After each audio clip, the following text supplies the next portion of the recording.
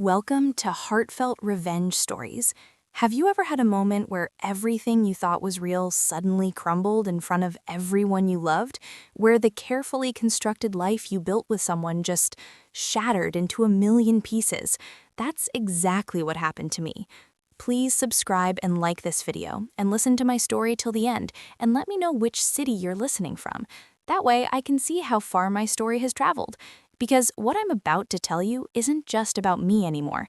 It's about every person who's ever trusted the wrong person with their heart. My name is Victoria, and this is the story of how I took back my life on the one day that's supposed to be filled with joy and peace. Christmas morning in Boston should smell like cinnamon rolls and coffee. It should feel warm and safe, with family laughing around a glowing fireplace. But that year, it smelled like betrayal. As I stood by the tree with my family packed onto the couches, I already knew what was coming. My heart wasn't racing with excitement. It was steady, calm, because I had orchestrated every single moment of this myself. There was Michael, my husband of 10 years, laughing too loudly from his armchair like he was performing for an audience.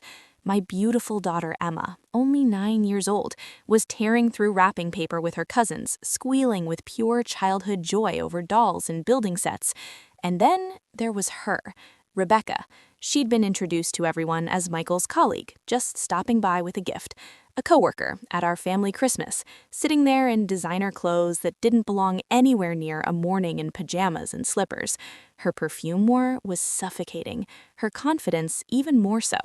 I watched her eyes follow Michael around the room like she couldn't help herself, like she owned him already. No one else seemed to notice, or maybe they didn't want to see it. My sister nudged me toward the tree. "Victoria, why don't you hand out the next gift?" she said gently, trying to keep the holiday momentum alive. I bent down and slid a perfectly wrapped box from under the branches. I read the tag out loud with a voice that didn't betray anything I was feeling inside. "To Rebecca." She beamed, absolutely shocked. Her eyes darted to Michael like he was Santa himself.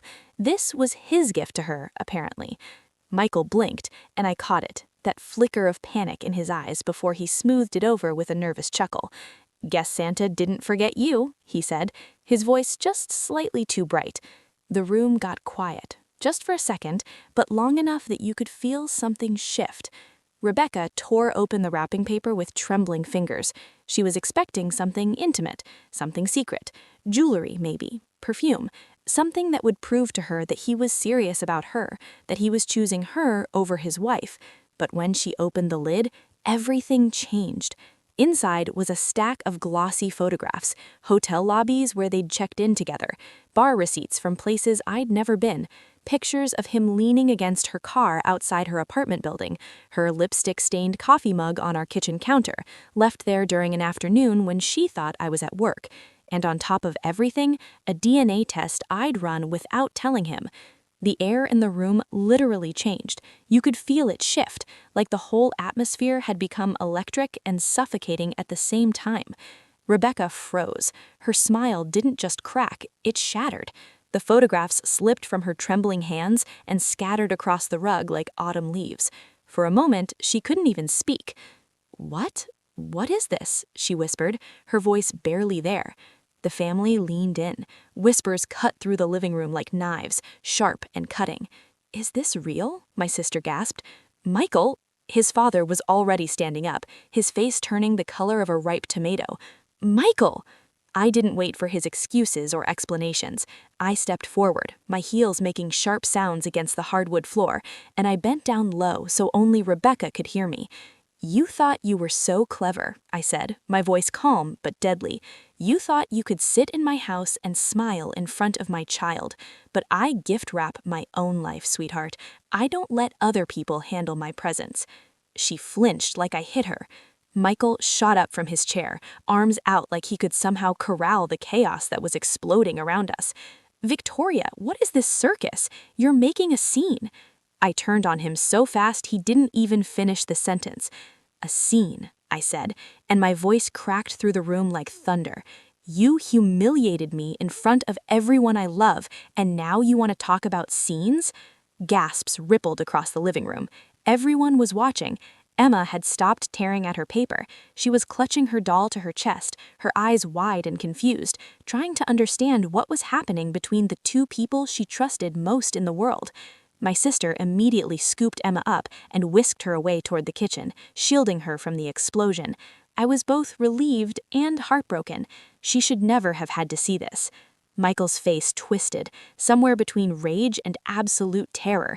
He lunged for the photographs, but my brother was faster. He snatched them first, his jaw clenching as he flipped through them one by one. The disgust on his face was clear. "You're unbelievable," my brother said quietly. I didn't slap him right then, not yet. That would have been too easy, too predictable. Instead, I walked right up to him, close enough to smell the cologne he'd worn for her, not for me, never for me anymore. "You broke this family," I said, and my voice was so steady it almost scared me. "You broke me, but you won't break our daughter. You don't get to do that." And then I did it. I raised my hand and cracked it across his cheek. The sound was sharp, final, impossible to ignore. The total room fell silent. You could have heard a pin drop. Michael staggered back, his hand flying to his face, his eyes blazing with a mixture of shock and fury. "You're insane," he spat. "No," I said, and I meant every single word. "I'm done." I turned my back to him, grabbed my coat from the rack by the door, and I slid my arms through the sleeves like I'd been planning this moment for months. Because I had. For months I'd been watching, collecting evidence, preparing myself mentally for this exact moment. Rebecca was pale, scrambling to gather her things with shaking hands, mumbling excuses that no one was even listening to anymore. Michael was sputtering, trying to control the damage, but there was no saving him now. The truth was spilled across that rug, and everyone had seen it with their own eyes. This is just the beginning. When you think it's over, it's really just starting. Stay with me. As I reached the door, my father-in-law's voice boomed behind me. "You disgrace this family, Michael. Don't you dare follow her." For once, someone else was defending me. For once, I wasn't alone. I stepped out into the cold Boston air. Snow was crunching beneath my boots. The neighborhood was quiet, wrapped in that peaceful holiday silence. But inside me, something had ignited, a fire I hadn't felt in years. I wasn't crying. I wasn't breaking. I was vowing. I was making promises to myself about what would come next. This wasn't the end of my story. This was the opening shot of a war Michael didn't even know we were fighting. Before Christmas morning, before the public humiliation, before the photographs scattered across the rug, there was just me. And the slow, painful realization that the life I thought I was building wasn't really a life at all. It was a performance. I was the actress, and I didn't even know it. People always say you should see the red flags early. Looking back, mine weren't even red. They were neon, glowing, blinking, impossible to miss if you were willing to look. But when you love someone, you learn how to dim the lights until you're completely blind, until you can't see anything except what you want to believe. I met Michael when I was 22 years old, fresh out of college, drowning in student loans that felt like concrete shoes pulling me under. I was trying so hard to claw my way into the corporate public relations world. I wanted to build a career that meant something, but every door I knocked on felt like it was closing in my face. And then Michael walked in. He was the charming guy with ambition practically pouring out of his pores. Everyone in our circle said the same thing over and over again. He's going places. And he did go places. What they never said, what nobody warned me about, was the people he would drag along with him on his way up, the people he would use as stepping stones. In the beginning, we were unstoppable. I worked long hours, but I still came home and cooked dinner from scratch. I still clapped the loudest at his work promotions. I still pushed him to take risks that would make his career bloom. And while I was doing all of that, I was quietly, without even really noticing, putting my own dreams on the shelf. Not forever, I told myself, just for now. I turned down a posting in New York because Michael swore that Boston was the city where his big opportunities lived. It's just for now, he promised me, and I believed him because I wanted to. Once I'm settled, we'll focus on you. We'll make your dreams happen too. I believed him. Oh, how I believed him. When my mother passed away, I was 26 years old. She left me her inheritance, and it was enough to buy security, a home, and a real future. It was enough to breathe. I was grieving and raw and absolutely broken by her absence. Michael was right there with his arms open, telling me we could build something amazing together. We'll invest it wisely, he said. We'll build something that will make us proud. Like a fool in love, I let him. I gave him access to accounts, I put his name on things. That inheritance became our house. It became his car, his expensive watch, his early business ventures. It became his freedom, and it became my chain. We had Emma when I was 25. She was the most beautiful thing I'd ever created, and in those early days with her, I truly believed that all of my sacrifices were worth it. Every sleepless night, every diaper change at 3 in the morning, every dinner I reheated at midnight because Michael was still at the office working late. He was working for us, I told myself. He was working for our future. I told myself that my exhaustion was a badge of honor, proof that I was building something solid and real. But the cracks showed early, too early. The perfume on his shirts when he swore he was only with clients, the text messages he'd angle away from me at the dinner table, the way he'd snap if I asked too many questions about where he'd been. I chalked it all up to stress. I told myself that men change under pressure, that he'd snap out of it eventually. Every woman I knew had said the same thing, every single one. Marriage is hard. Men are like this. You just have to be patient. So I was patient. I waited. I believed. Except the hard part never ended. It became normal. Normal was me waking up with a cold plate of food on the table. Normal was him coming home smelling of drinks I didn't pour. Normal was me folding Emma's laundry while he laughed into his phone in the next room, whispering things he didn't want me to hear. And then came Rebecca. I saw her name once, just once, flashing across his phone screen late at night. He swore she was just a coworker, just a team lead he needed to impress for a promotion. I wanted to believe him so badly. I wanted to trust my husband. I wanted to believe that the man I'd built my entire life around would never betray me. But belief turned to suspicion. Suspicion turned to dread. Dread became a constant companion in my own home. The moment that truly shattered me wasn't even catching him red-handed. It was Emma. It was my daughter. She crawled into bed with me one night while Michael was working late. Again, she was always working late. She laid her tiny head on my chest, and in a voice so small it broke my heart, she whispered something that changed everything. "Mummy, why does Daddy hug that lady at his office? I saw him when you picked me up." 9 years old, and my daughter had the courage to say what I'd been swallowing for months. I froze. My arms tightened around her like I could protect her from the world just by holding her close enough. "What lady, sweetheart?" I asked, praying she meant some receptionist, some harmless hug, praying she had misunderstood. "The pretty one with the shiny hair," she said. "He called her Rebecca." My stomach didn't just drop, it turned to stone. It felt like it was sinking into the earth. In that second, denial died. Children don't lie about things like that. They see the truth that adults spend years trying to bury and ignore. They see it clearly because they haven't learned how to make excuses yet. They haven't learned how to rationalize away the pain. I kissed her forehead and told her it was okay, that Mummy would take care of everything. But inside, my world split open like the earth during an earthquake.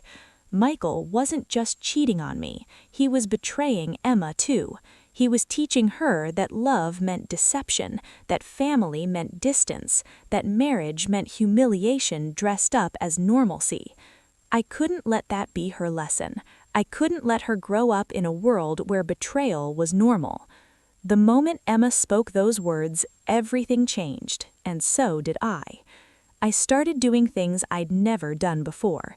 I hired a private investigator, I collected receipts, I took screenshots of messages, I documented every lie, every secret meeting, every hotel stay he claimed was a business conference. I became someone cold and calculating, someone who looked like me but felt nothing. I had to, because the alternative was breaking, and I couldn't afford to break. My daughter needed me to be strong. That's when I truly realized something. I had given Michael everything, my inheritance, my career dreams, my youth, my trust, and he had taken it all and used it to build a life with someone else. But what he didn't know was that I was about to take it all back. The morning after Christmas, the house was hollow. Torn wrapping paper still littered the floor like the aftermath of a small explosion. The pine tree stood lopsided from all the chaos. Silence pressed against the walls like a living thing, suffocating and heavy. Michael hadn't come home. I didn't expect him to. I sat at the kitchen table with a cup of black coffee that had gone cold, my laptop open in front of me. My hands weren't shaking. They were steady, cold. I'd cried enough in the months leading up to this moment. Now I was working and planning and executing. The first call I made was to my lawyer. I didn't even need to check my contacts. Her number was burned into my mind from the weeks I'd spent quietly researching, quietly preparing. She picked up on the second ring, alert as if she'd been waiting for this exact phone call. "Victoria," she said, her voice professional and ready. "It's time?" "It's time," I confirmed. By noon, the ball was rolling. Emergency paperwork was being drafted. Accounts were being flagged. My inheritance, the one thing I should have protected years ago, was being pulled from every joint account Nathan had sunk his claws into. I felt something almost like relief as I watched the numbers shift. I logged into our online banking. I watched the numbers flash across the screen like they were telling a story. Accounts we had built together, savings, investments, cards. My finger hovered for only a second before I clicked transfer. I needed to be brave now. I needed to be decisive. I funneled every cent I could legally access into my own account, the one Michael didn't even know existed. I'd opened it years ago, in secret, a tiny defiance I didn't even realize I was making. Each transaction felt like reclaiming a piece of myself. Each notification that popped up felt like freedom. By the time I closed the laptop, Michael's access was frozen. He was locked out of the money he'd spent so freely for so long. The second move was physical and immediate. I grabbed boxes from the basement, large ones that could hold a life. Not everything, though, just what mattered. Emma's clothes, her favorite books, her stuffed animals that smelled like her, the framed photo of my mother I kept on the mantel, the one thing that was sacred to me. The rest, he could drown in it. I was putting folded sweaters into a box when I heard her small voice float in from the doorway. "Mom?" Emma's voice was uncertain, scared almost. "What are you doing?" She rubbed her eyes, still sleepy in her pajamas. She looked so small and confused. I crouched down and cupped her cheeks in my hands. I looked into her eyes and I made her a promise. "We're going to stay at Aunt Sophie's for a while, okay? Just us girls, you, me, and your aunt, and we're going to be okay." Her eyes widened. "What about Daddy?" I kissed her forehead, and it broke something in me that I had to hold together. "Daddy has some things to figure out, but you and me, we're going to be just fine. Better than fine. We're going to be happy again." She nodded, trusting me completely. That trust fueled every move I made from that moment on. That trust was my fuel when I wanted to stop and second-guess myself. The third step was the house. Our brownstone had been Michael's pride and joy. It was his symbol of success, something he could point to and say, "I built this." But I remembered who had paid the down payment. It was me. It was my inheritance. It was my sacrifice. I called the realtor I'd kept on speed dial, the one who'd whispered to me months ago, "If you ever want to list quickly, I can have it on the market in days. No delays." "List it," I told her. "Now, today, if possible." Her silence was brief, professional. "Consider it done," she said, and I could hear the understanding in her voice. By afternoon, I had orchestrated the first stage of Michael's downfall. Every piece was in motion. The photos from Christmas had already started circulating. People were talking. The story was out there, and I wasn't going to stop it. The door finally opened around 6 in the evening. Michael stumbled in, reeking of whiskey, his eyes red-shot and wild. He stopped cold when he saw the boxes stacked in the hallway. "What the hell is this?" he barked, his voice aggressive and confused. I didn't flinch. I'd practiced this moment. "It's called consequences," I said, my voice steady and cool. His laugh was bitter, jagged, the laugh of a man who thought he was still in control. "You think you can just walk away? This house, these accounts, everything we have, Victoria, it's mine too." "Correction," I said, standing tall, refusing to let him tower over me anymore. "It was mine first. I built you, Michael. I fed your career. I paid for this roof over our heads. I raised our daughter while you played house with your mistress, and now I'm taking it back." He slammed his fist on the counter, and the mugs rattled. "You can't do this. You can't just erase me." I walked past him, calm, deliberate, refusing to engage with his rage. "Watch me," I said, quietly. For once, he was the one left speechless. He lunged for his phone, swiping furiously, trying to log into accounts. I watched as his face went pale. Error message after error message popped up on the screen. His eyes went wide, then wild. "What did you do?" His voice cracked, no longer the confident man who'd strutted through life like he owned it. I turned at the doorway, my coat already in hand. "I took back what's mine. You thought I'd fall apart, cry in a corner while you played family with her, but I'm not the woman you married anymore, Michael, not even close." Emma peered beside me, clutching her backpack to her chest. She looked at her father, and I could see the confusion and hurt in her eyes. She'd loved him so much. We both had. "Ready?" I asked her gently. Michael's jaw tightened as he looked at her. "You're poisoning her against me," he said, his voice desperate now. I shook my head. "You did that all by yourself." And with that, I opened the door. The December wind rushed in, sharp and freeing, cold against my face. Emma and I stepped out together, leaving Michael standing in the ruins of his control. Behind me, I heard him shout my name. His voice was breaking, desperate, almost pleading. But I didn't turn back. Not once, because the decision was already made. I was done being the victim. This was just the first move in a game he didn't even know he'd already lost. But the best part was yet to come. When you pull the thread on a life stitched together by lies, the whole sweater unravels faster than you'd ever expect. Within days, everything Michael had built started crumbling. The first sign wasn't a phone call from a lawyer, even though that came later. It was the silence when his card declined at the country club as he tried to pay for lunch. I heard about it from my friend Catherine, who'd witnessed the whole thing. She described how his face went from confident to shocked to absolutely crimson as the cashier asked for another form of payment. Word traveled like wildfire through Boston's elite circles. Embarrassment is currency, and Michael had just gone bankrupt. He tried to bully his way through it at first. He called the bank, cursed at customer service, demanded to know why transfers wouldn't go through. They told him the truth. Multiple holds, suspicious activity flagged. His access was frozen. I'd left a paper trail so precise and legal that even his lawyer couldn't untangle it without opening his finances to complete scrutiny. Loss of cash is a practical wound, but the social wounds came quicker, and they cut deeper. Hannah, That's what everyone had started calling her, the woman he'd betrayed his family for. She felt it first. She arrived at work the next Monday thinking she'd glide past the whispers and rumors, only to find her desk cold and her boss waiting with an HR packet. A source, completely untraced, had leaked the photographs, the receipts, the hotel names, everything.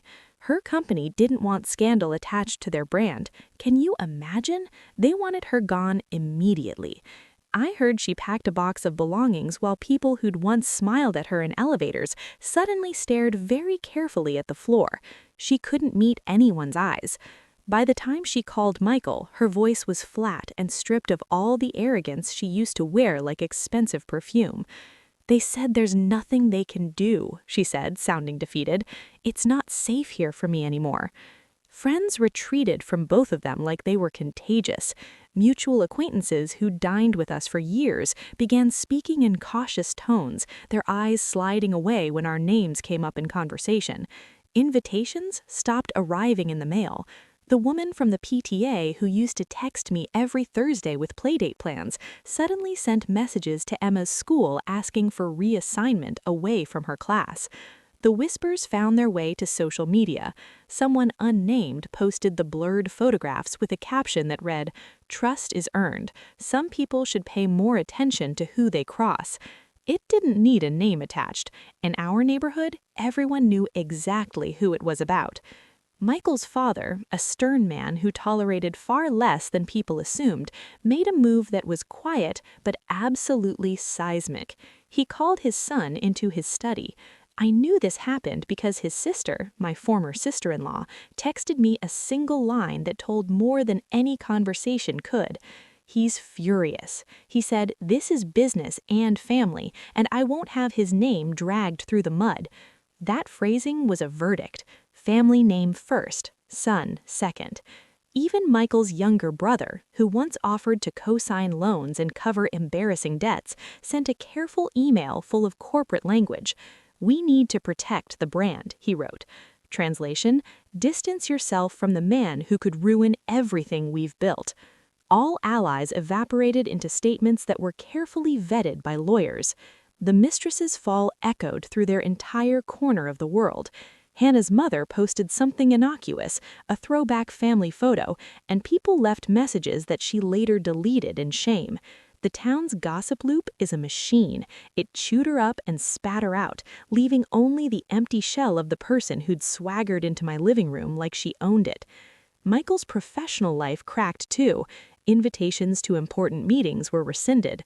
One of his board members quietly sidestepped him in a crowd and said, "Without malice, now just isn't the right time. No one wants the fallout." A partner pulled out of a major deal, citing unexpected liabilities. His email inbox flooded with polite distancing that hurt more than any insult ever could. Business is trust. When trust fractures, everything dies. People assume revenge is dramatic, big explosions, loud confrontations, grand gestures, but most of mine were quiet, methodical, and utterly merciless. Lawyers drafted notices, accountants logged transfers. I watched transactions clear and felt this odd, almost peaceful calm, as if I were conducting an orchestra with absolute precision. Every move was legal, every move was surgical. I wanted consequences that couldn't be shrugged off with excuses or Instagram apologies or tearful interviews about making mistakes. The strangest consequence was the change in Emma's world. Kids at school, the way kids do, repeated what they'd overheard from their parents. A friend asked her awkwardly and blunt if her parents were getting a divorce. Emma handled it with the kind of blunt courage that only children have. She shrugged and said, "Maybe." Then she'd hug me tight and ask for extra stories at bedtime. Watching her navigate this without letting it make her smaller gave me a fierceness I'd almost forgotten I had. Michael tried to stage comebacks. He called old friends, texted apologies to anyone who might lend him credibility. He posted 2 careful Instagram photos, one with an empty caption, one with a coffee cup and a quote about family. The comments were thin, sparse. People scrolled and judged silently. The algorithm is unforgiving. His first real panic came as the sun slid low one Friday. I was at a client presentation, a real meeting that was finally about my work and my value, when my phone buzzed and buzzed and buzzed until I silenced it. Later, in the privacy of my car, I listened to the messages. 3 were short and angry. 2 were frantic. The last was raw, his voice breaking, pleading. No careful pride left, just fear. "Victoria," he said, using a name he'd never said with tenderness. "You don't understand what you've done. Please call me. We can fix this. Come home. Don't do anything stupid."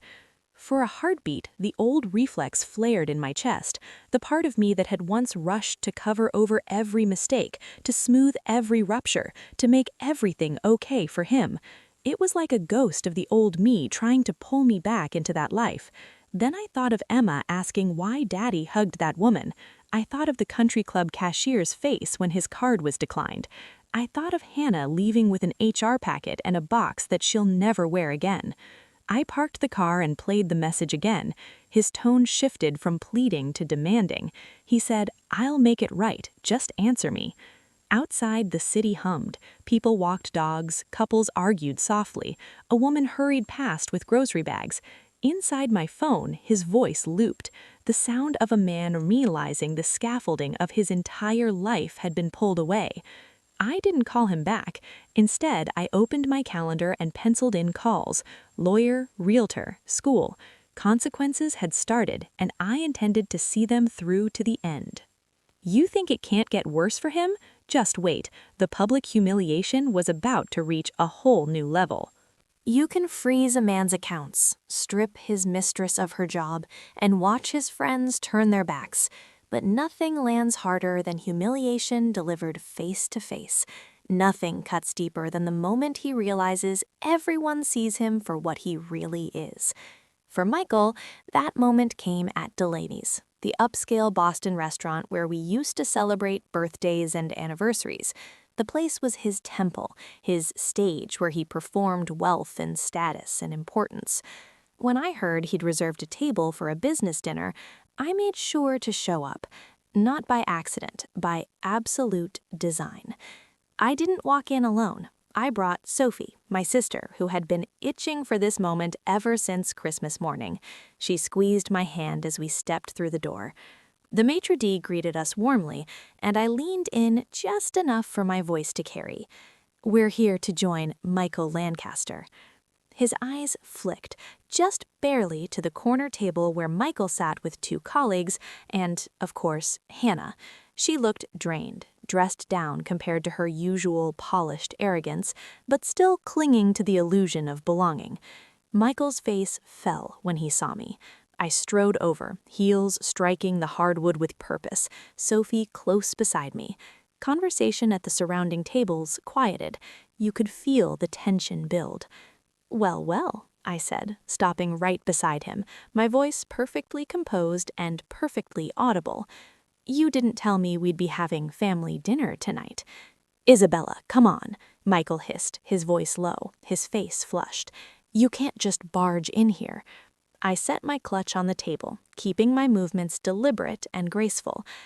"Funny," I said, "because I paid for this membership. I paid for this table. And I probably paid for that suit on your back." Hannah shifted uncomfortably, trying to look small. She picked up her water glass with trembling fingers.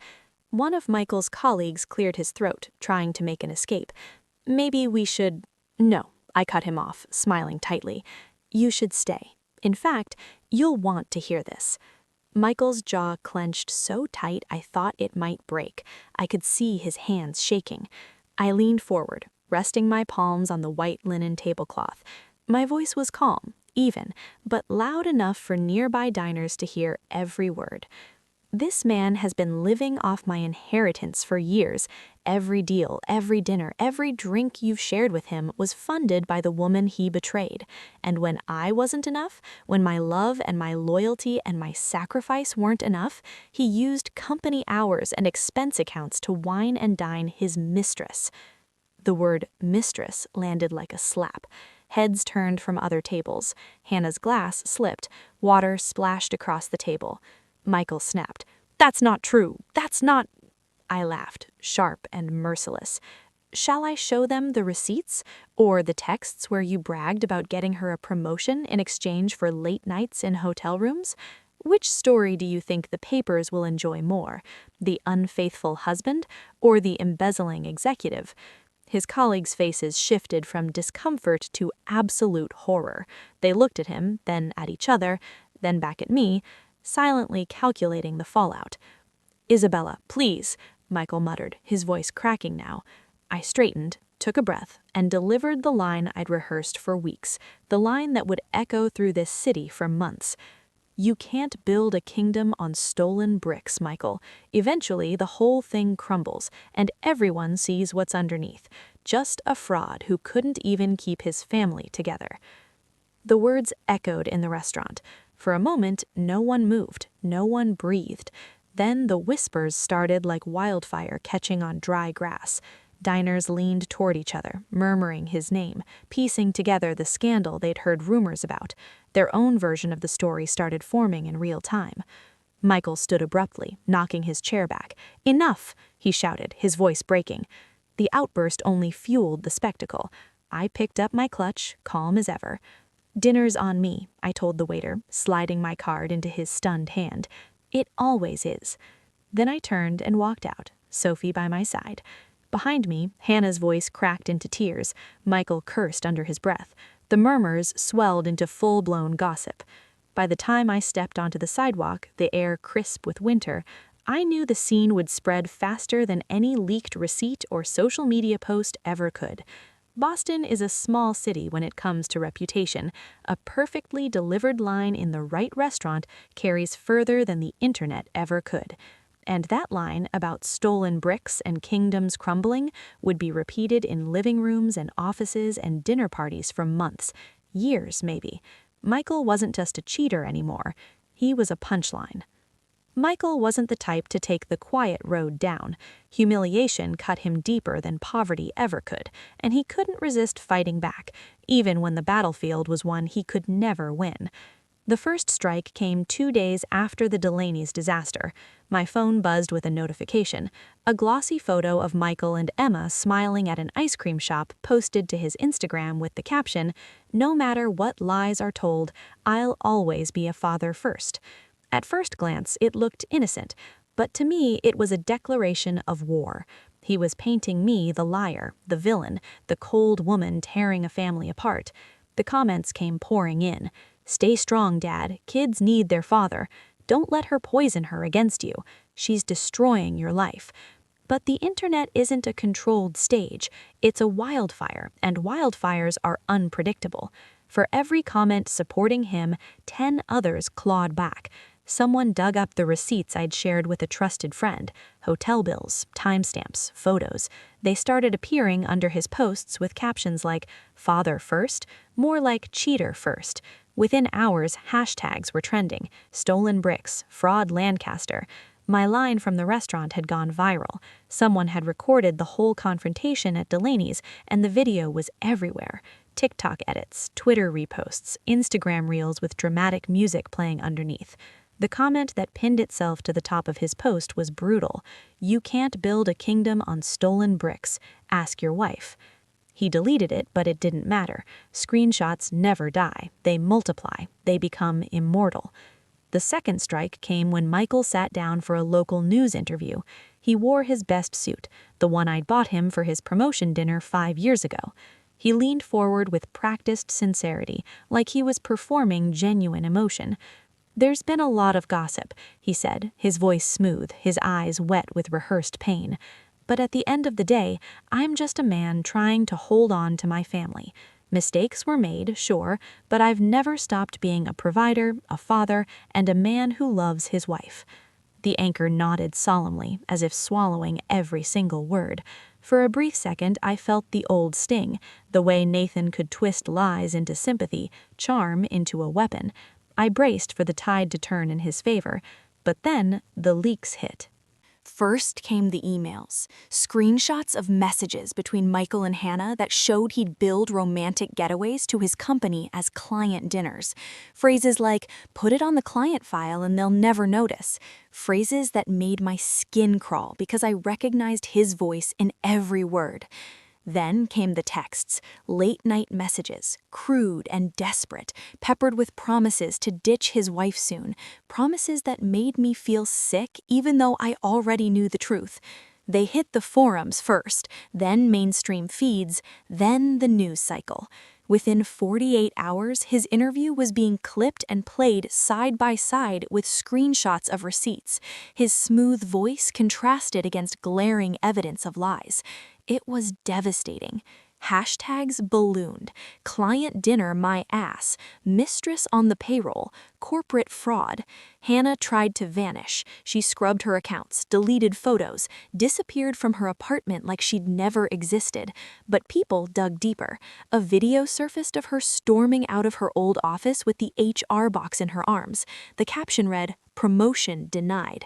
It hit 1 million views in a single day, 1 million people watching her humiliation. Michael panicked. He posted another photo, this time a black and white shot of him in his office, looking tortured and noble. The caption read, "Truth will come out. God sees everything." The replies were merciless. "So does HR. God saw the hotel bills. Stolen bricks." Every attempt to reclaim the narrative only made him bleed more. It was like watching someone dig themselves deeper into a hole they'd created.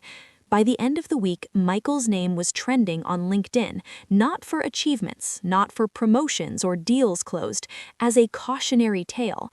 A business blog even published an article titled, "How Not to Ruin Your Brand: Lessons from Michael Lancaster." Even his allies abandoned him. His company's PR representative released a carefully worded statement. "We take allegations of misconduct seriously and are conducting an internal review." Translation, they were cutting him loose. He was expendable. And me? I didn't have to lift a finger anymore. The work was already done. I simply sat back, scrolled through the carnage, and watched as the man who once controlled every narrative now drowned in the one he'd written for himself. But I wasn't careless. I didn't gloat publicly. I kept my dignity intact. I posted one thing, a simple photo of Emma and me baking cookies, flour dusted across our cheeks, frosting in her hair. The caption read, "Building memories, not kingdoms." It wasn't flashy, it wasn't dramatic, but it didn't need to be. Within hours, the comment section was a flood of support. "Queen behavior. She's thriving while he's crying. This is what real strength looks like." The contrast was absolutely perfect. Him spiraling in lies, me grounded in truth.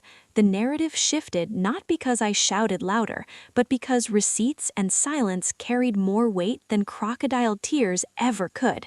By the second week, Michael was fully exposed. His name was mud in Boston's business circles. His mistress had evaporated from social life entirely. The internet had decided he was the villain of his own story, and there was nothing he could do to change that. And as I tucked Emma to bed one night, her small voice whispered, "Mommy, are we safe now?"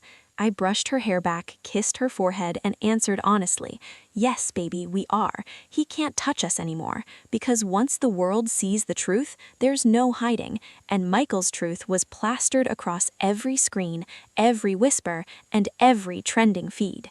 He wanted to fight a PR war. I let him, and then I watched him lose it, one hashtag at a time. The thing about social destruction is it burns fast and loud, but legal destruction, that's slow fire. It doesn't just scorch, it dismantles brick by brick until nothing stands. By the time the hashtags stopped trending, my lawyer and I were already deep into the next phase. Divorce proceedings weren't an afterthought, they were the main event, and unlike Michael, I came prepared. We filed with evidence stacked so high the clerk raised an eyebrow. Photos, receipts, texts, bank statements, all neatly cataloged, perfectly organized. My lawyer had warned me, he's going to fight. Men like him don't surrender easily. But I smiled. Let him fight. I'll win in the open. The first court hearing was brutal for him. Michael strutted in wearing the last expensive suit he owned. His lawyer tried to paint me as unstable, a scorned wife lashing out. But when the judge asked for financial disclosures, I nearly laughed. My inheritance was documented down to the cent, the trust from my mother, the investments I'd made in our home, the business accounts tied to Michael's name, all of it traced back to me. All of it proved that without me, his empire never existed. Michael's face drained as the truth surfaced. His lawyer sputtered about joint contributions, but my lawyer shut him down with cold precision. Joint contributions do not include misusing trust funds for hotel rooms with mistresses, she said, her voice cutting through the courtroom like a blade. The room chuckled, low and sharp. Even the judge's gavel couldn't erase the sting. Custody was the next battle. Michael tried to argue he was a dedicated father. My lawyer calmly slid forward school attendance logs, travel receipts, Emma's own testimony, gentle and guided, never exploitative. She spoke softly about nights waiting for Daddy, about seeing him hug Hannah at the office. Her words weren't angry, they were just honest enough to pierce through his lies like arrows. The ruling came swiftly, full custody to me. Supervised visitation for him. The look on his face, like someone had snatched his crown and handed him a paper hat, was almost pitiful. Almost. Then came the financial dismantling. The house sold. Proceeds wired directly into my account, shielded by the court. Michael begged to keep it, called it his legacy. I reminded the judge who paid the down payment, who paid for every brick. The judge agreed. The cars were repossessed when payments stopped clearing. His precious Mercedes, the one he'd polished more than he ever praised me, was loaded onto a tow truck in broad daylight. Neighbors watched, phones recorded. The video made the rounds online, captioned, "Fraud Lancaster loses his wheels." His business ties frayed too. Investigations underway about misuse of company funds. Board members distanced themselves. Contracts were frozen. Investors pulled out. The glossy facade of Michael the provider crumbled until all that was left was debt. The final blow came from his own father. The man had tolerated Michael's arrogance for years, but public shame was unforgivable. He summoned Michael to the family estate and, according to Sophie, who always had a source, delivered the words that severed him completely. "You are no son of mine. The Lancaster name will not carry your stain." Cut off from family money, stripped of assets, Michael was left clinging to Hannah, but even she couldn't weather the storm. By spring, she was gone. A friend spotted her boarding a train with 2 suitcases. No ring, no Michael. When he realized she'd left, his messages turned manic. Some begged, "We can start over, please." Some raged, "You'll regret this." I saved all them, not out of fear, but as trophies, each one proof of his unraveling, each one a testament to what happens when you build your life on lies. Meanwhile, my world was stabilizing. Emma and me moved into a new apartment, smaller but ours. No ghosts in the walls, no echoes of broken promises. She decorated her room with fairy lights and posters, humming as she taped them up. For the first time in years, I heard joy in her voice without strain underneath it. At work, my PR clients multiplied. People who once whispered about me now admired my composure. Some even hired me because of how I handled Michael's scandal. "You turned a nightmare into a narrative," one client said, and she was right. The court finalized a divorce in early summer. I walked out of the courthouse free, papers in hand, Emma's hand in mine. Michael shuffled past us, suit wrinkled, hair unkempt, eyes hollow. No entourage, no mistress, no family waiting outside. Just him, a man stripped bare. He muttered something as he passed, maybe an insult, maybe a plea. I didn't care enough to catch it, because at that moment I realized something important, something that changed how I understood everything that had happened. Revenge wasn't about breaking him, it was about rebuilding me. Still, I won't deny the satisfaction of knowing he'd lost everything. The house, the money, the mistress, the family name, all of it gone. By autumn, he was living in a rented 1-bedroom apartment on the edge of the city. His once pristine suits pawned, his job offers dried up. The man who used to toast champagne to our future was now just another bitter name whispered in bars. One night, Sophie texted me a photo she'd been sent. Michael sitting alone at a dive bar, hunched over a beer, no friends in sight. The caption read, "King of Nothing." I stared at that photo for a long time, not with triumph, not with pity, just clarity. He'd built his empire on me, on lies, on stolen bricks, and when the foundation collapsed, there was nowhere for him to stand. I almost ignored him, but something in me, not forgiveness, not pity, just a need for closure, made me say yes. When I arrived, the place was nearly empty. Boxes gone, walls bare, echoes bouncing where laughter once lived. Michael stood in the living room, shoulders hunched, wearing a suit that no longer fit him. His tie was crooked, his shoes scuffed. The man who once polished his image like glass was now just fragments. He looked at me like a drowning man looks at shore. "You came," he said, his voice cracking. "I came to end it," I replied. For a moment, neither of us spoke. The silence was thick, broken only by the groan of old floorboards. Finally, he stepped closer, his hands open as if surrendering. "Victoria, I lost everything. My job, my money, my father." His voice broke on the next word. "Hannah's gone." I didn't move. My voice was steady when I spoke. "That's what happens when you burn down your own life." His eyes flickered with something between rage and desperation. "Don't you see? I messed up, yes, but we had something real. 10 years, Victoria, 10 years. Doesn't that mean anything?" My chest tightened, but I refused to let him see it. 10 years of lies aren't erased by nostalgia, I said quietly. He ran a trembling hand through his hair. "We can start over. You, me, Emma. I can be better, I swear. I'll go to therapy, I'll fix everything. Just don't shut the door on me forever." I laughed low and humorless. "You want to fix everything now? After humiliating me in front of my family? After stealing my inheritance? After dragging our daughter into your circus? You had 1,000 chances to fix everything, Michael. You chose yourself every single time." His face twisted. Tears welled in highs that once charmed boardrooms and convinced me to believe his lies. "I thought I was enough for you," he said, and his voice was so broken it barely sounded human. "I thought I deserved more." There it was, the truth beneath all the excuses. He never cheated because I failed. He cheated because his ego demanded endless worship, and when mine wasn't enough, he hunted for more. "You didn't deserve more," I said, my voice steady as steel. "You deserve exactly what you have now." He flinched like I'd struck him. "Nothing," he whispered. "Please, Victoria, just don't leave me like this. I'm begging you, I can't do this alone."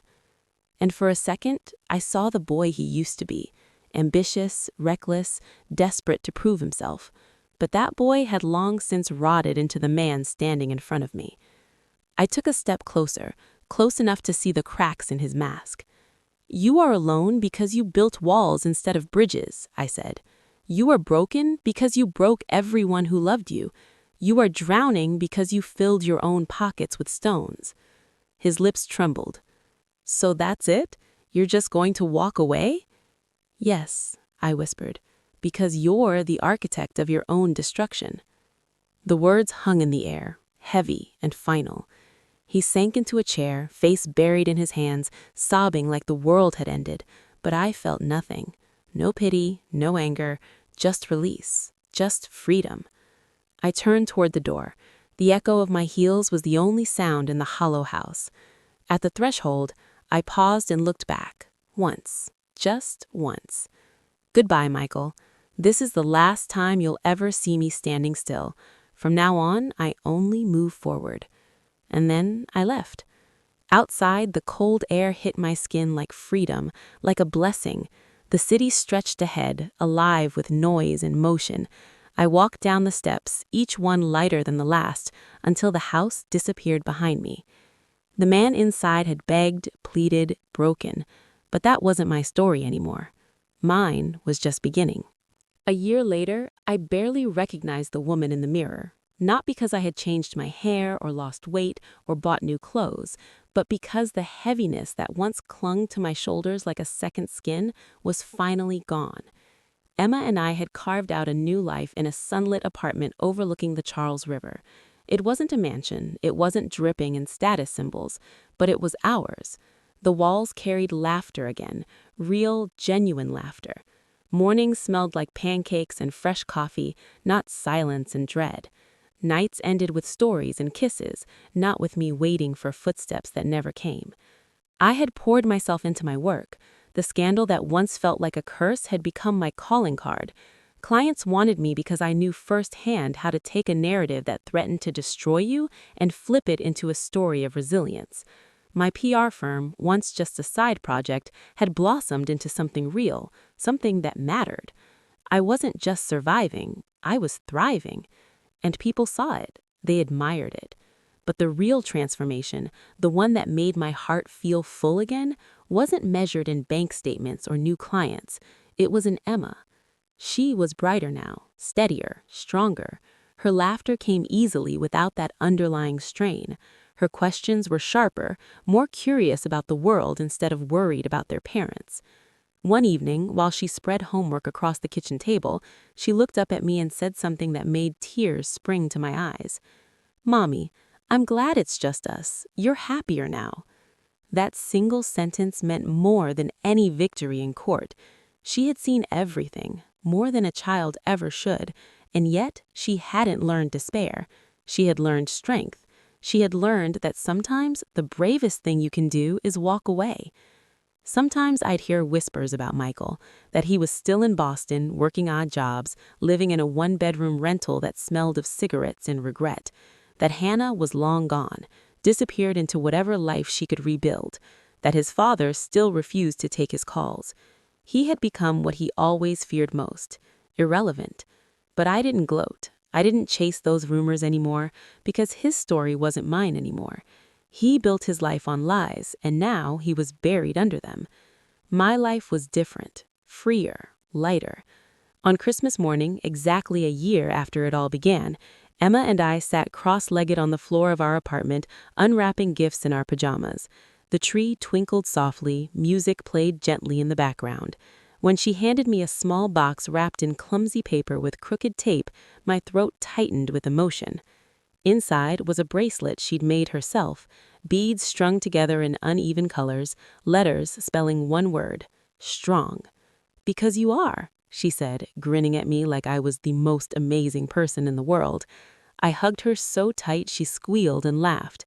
In that moment, I knew the journey was over, not because Michael had lost, but because I had won, by reclaiming myself, by reclaiming my daughter and the life we deserved. Betrayal had once felt like the end of my world, the absolute ending of everything. But now I saw it for what it really was, the beginning. The fire that burned me also forged me. It made me stronger. It made me wise. And as I looked out the window at the city, waking up under fresh snow, I whispered to myself, I am free. Tell me in the comments, have you faced something similar? Have you had to make the hard choice to walk away from someone who didn't deserve you? If so, share your story. You're not alone. So many of us have been there. You are stronger than you know, and this community is here for you. Subscribe for more stories about standing your ground and reclaiming your life, because your story matters, your strength matters, and your comeback deserves to be celebrated.